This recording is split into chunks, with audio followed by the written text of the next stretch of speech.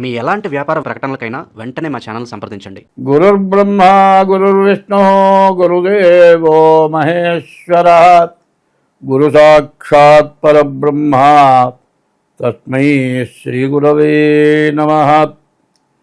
ఆదిత్యోర్కోరవిర్భానుర్భాస్కరశ్చ దివాకరః మార్తాండః సవితా హేళి తీక్ష్ణాం శర్మిహిరో రవిః. యఃకర్తా జగతాం భర్తా సంహర్తా మహసాం నిధిః ప్రణమామి తమాదిత్యం బహిరంతస్తమోపహం. 2025 సంవత్సరం నవంబర్ నెల 3వ రాశి మిథున రాశి. ఈ మిథున రాశి ఎట్లా ఉందో చూద్దాం. ఈ మిథున రాశి పరిస్థితి చెప్పాలి అంటే 5 గ్రహాలు బాగున్నాయి. ఈ 5 గ్రహాలు కూడా పూర్తిగా మంచిగా ఉన్నాయి. అయితే గురువు వృషభ రాశిలో ఉన్నాడని చెప్పారు. ఈ మిథున రాశికి గురువు వృషభ రాశిలో 2వ స్థానంలో ఉన్నాడు. ఈ గురువు వల్ల కొంత నష్టం, కొంత కష్టం, కొంత మంచి కనపడుతుంది. తర్వాత శని బాగాలేడు, రాహు బాగాలేడు, రవి బాగాలేడు. ఈ రాశివాళ్ళ పరిస్థితి వ్యవసాయదారులకి చాలా బాగుంది. అట్లాగే వ్యాపారం చేసుకునే వాళ్ళకి కూడా ఇంకా బాగుంది. చదువుకునే పిల్లలకు కూడా బాగుంది.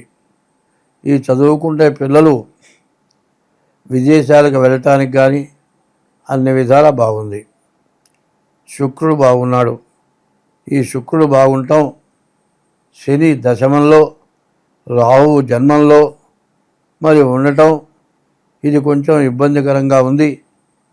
ఎందుకంటే కాళ్ళు, చేతులు, తలకాయ, నోరు, కళ్ళు, ముక్కులు, చెవులు అన్నీ బాగుండాలి. ఇందులో ఏది సరిగ్గా పనికి రాకపోయినా ఇబ్బందే. కాలేజీలో చదువుకునే పిల్లవాడికి చాలామంది లాంగ్ సైట్ వస్తుంది. బోర్డు మీద రాస్తే వీడికి కనపడదు, అదో రకం. కొద్దిగా చెవుడు ఉన్నవాడు ఉన్నాడు, మరి కాలేజీలో లెసన్ చెబితే వీడికి కనపడదు. వాడి బతికేంటి, వీడి బతికేంటి? ఏమంటే అన్నీ బాగున్నాయంటావు, కొన్ని బాగాలేదంటావు అంటే మరి వినికిడి కానీ బాగుండకపోతే ఇబ్బందే కదా. కళ్ళు సరిగా లేకపోతే దూరచూపు రాకపోతే ఇబ్బందే కదా.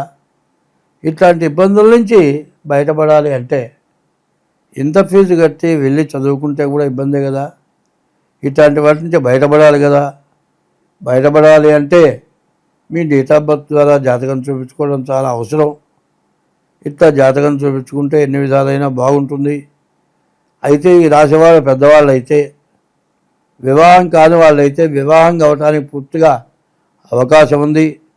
ఇంటికి సంబంధించిన ఇటుక కావచ్చు, సిమెంట్ కావచ్చు, ఐరన్ కావచ్చు, ఇల్లు కట్టేవాళ్ళు కావచ్చు, లేకపోతే రియల్ ఎస్టేట్ వాళ్ళు కావచ్చు, వీళ్ళందరికీ కూడా అన్ని విధాలా చాలా బాగుంది.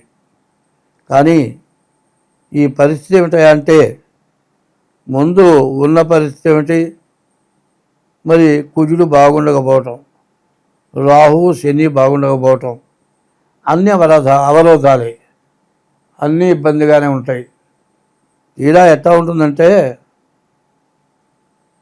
పూలు కొనుక్కుంటానికి వెళ్ళామనుకోండి, 10 మంది ఉంటారు ముందు, వాళ్ళకి ఇచ్చిన తర్వాత మనకి ఇస్తాడు పూలు, మన దగ్గరకు వచ్చేది పూలు అయిపోతాయి. ఇట్లా ఇబ్బంది కలుగుతుంది. ఈ ఇబ్బందుల నుంచి బయటపడాలి, జాగ్రత్త పడాలి. మరి వివాహం కావడానికి అవకాశం ఉంది. వివాహం చేసుకోవాలంటే షష్టాష్టకాలు ఉన్నాయి. కాలసర్ప దోషం, కుజు దోషం అవి ఉన్నాయి. ఇవన్నీ కూడా జన్మలగ్న రీత్యా చూడాలి, చూచి వివాహం చేసుకోవాలి. ఇప్పుడు చాలామంది ఏం చేస్తున్నారంటే నాబోటి వాళ్ళ దగ్గరికి వస్తారు, నలుగురు కూర్చుంటారు, పెద్దవాళ్ళు అడుగుతూ ఉంటారు, పక్కవాళ్ళు సమాధానం చెబుతూ ఉంటారు. అరే వీళ్ళ దగ్గరికి వస్తే శోధించలేరా, ఎటువంటి కాన్సన్ట్రేట్ చేసుకో, మరి ఈ విధంగా చేసుకోమని ఎగగొలుపుతారు. వీడికి వయసు వచ్చేప్పుడు ఎప్పుడు వస్తుందా పెళ్ళాం, ఎంత తొందరగా పెళ్లి చేసుకుందామా అనే హడావుడి బాగా ఉంటుంది. ఈ హడావుడిలో తప్పటడుగు పడితే మాత్రం చాలా ఇబ్బంది. వివాహం అనేది చదువుకున్నవాడు కావచ్చు, చదువుకోనివాడు కావచ్చు, తెలివి తక్కువ వాడు కావచ్చు, పిచ్చివాడు కావచ్చు, ఆ వయసుకి చూపు ఆడ మనిషి మీద పడుతూనే ఉంటుంది. మా ఇంటి దగ్గర ఒక తెలివి తక్కువ వాడు ఉన్నాడు. వాడికి కనీసం 36-35 ఏళ్ళు ఉన్నాయి. బాగా బలంగా ఉన్నాడు. వాడు ఏం లేదు, ఇంట్లో అన్నం పెడతారు, ఆ గుళ్ళో పోయి ఎవరన్నా పావులో బేడో ఇస్తే అడుక్కొని అది తీసుకొచ్చి ఇంట్లో ఇస్తే అన్నం పెడతారు. ఎవరైనా వయసు పిల్లలు వచ్చి గుళ్ళో ప్రదక్షిణ చేస్తుంటే వాళ్ళు వెనకాడితే వీడెడుతూ ఉంటాడు. వీడెమ్మడి పడి కొద్దీ వాడు పరిగెత్తూ ఉంటారు. వాడు పరిగెత్తిన కొద్దీ వీడు పరిగెత్తాడు. వీడు పరిగెత్తా ఉంటుందంటే అమాంతం ఎగబడి వాళ్ళని పట్టుకోవాలని ఉంటుంది. వాళ్ళు గబగబా వచ్చి గుళ్ళో ఎక్కడ కూర్చొని జపం చేసుకుంటూ ఉంటాను నేను. ఏమన్నా అబ్బాయి ఎవరు మా ఎమ్మడి పడుతున్నాడు, అరే ఇందులో అంటే లేదండి లేదండి అంటాడు. నిలబడి అమ్మటి కూడా ఆగంట. సరే చివరికి వాడు ఎట్లా ఉంటుందంటే, అరే పెళ్లి చేసుకుంటావట, చేసుకుంటా. పెళ్లి చేసుకుని ఏం చేస్తావురా? పూలు కొనిపెడతా.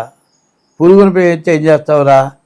సినిమా రిక్షాలో ఇద్దరం ఎక్కుతాం, ఎక్కే సినిమా పోతాం, తర్వాత అంటాడు. అంటే వాడు పిచ్చివాడికి కూడా పెళ్ళాంతో ఉండాలనే కోరిక వాడుకుంటుంది. అట్లాంటి పరిస్థితుల్లో అన్నీ ఉన్న వాళ్ళకి పెళ్లి చేసుకోవాలి, బాధ్యత ఉండాలి అనే కోరిక ఉండటం తప్పు కాదు. బాగా చదువుకుంటున్నారు పిల్లలు, ఉద్యోగాలు చేస్తున్నారు. చదువు అయిపోయేప్పటికి ఏజ్ బారైపోతుంది. పెళ్లి కావాలంటే ఉద్యోగం వచ్చిన తర్వాత పెళ్లి చేసుకుంటారంటాడు. ఉద్యోగం వచ్చేవాడు ఇంకా కాస్త టైం అవుతుంది. ఈ లోపల ఆడపిల్లలు పెళ్ళిళ్ళు అయిపోతున్నాయి. 37-38 ఏళ్ళు వచ్చేప్పటికి మగపిల్లవాడికి ఆడపిల్ల దొరుకుతున్నాయి. ఇట్లాంటి పరిస్థితులు వస్తున్నాయి. ఎప్పుడు కూడా ప్రతి వ్యక్తికి కూడా ఏ వయసుకు కావాల్సిందో ఆ వయసులో ఉండాలి. అది లేకపోతే చాలా కష్టం. బాల్యం, యవ్వనం, కౌమారం, వార్ధక్యం 4 రకాలు ఉన్నాయి.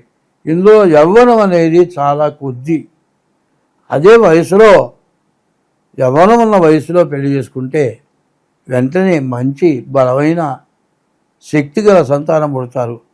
వయసుడికి ముసలివాడు పెళ్లి చేసుకుంటే సంతానం కలగటమే కష్టం.